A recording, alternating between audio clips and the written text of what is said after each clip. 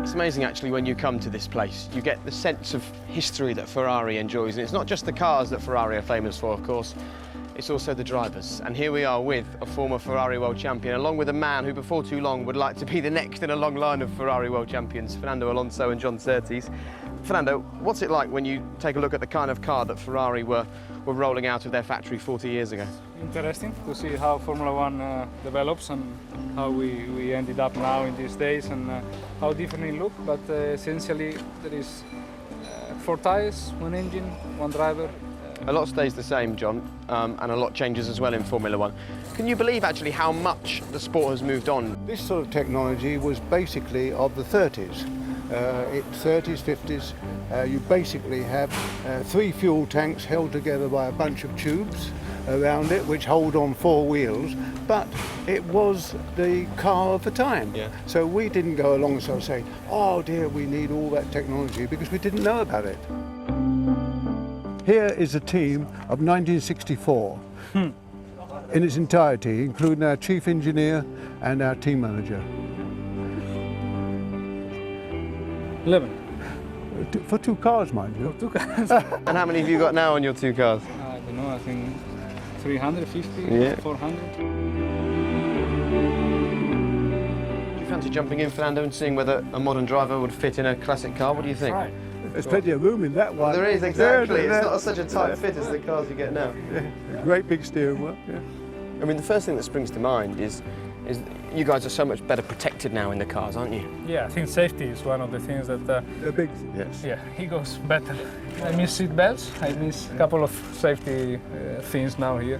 Yeah. So Not much information here. if we rest that there, that is just a snapshot of what's happened in Formula One in 40 years. That is it's just incredible. I think the style of driving as well.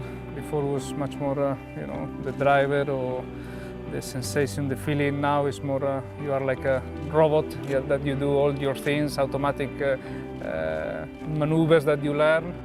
How would you feel, John, if this was the way that you were racing now? I mean, are you comfortable that Formula One has gone this complicated in many ways?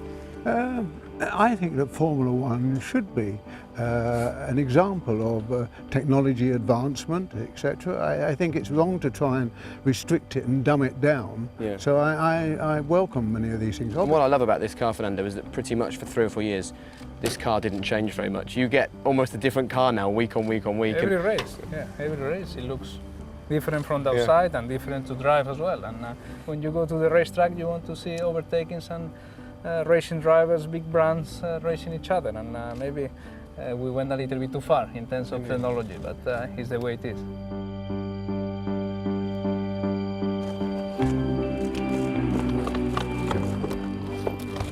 Not bad. It's like you've never been Don't away. try and tell me all the buttons. I'm going nowhere. The word you said, actually, it's 4 wheels connected together, isn't it?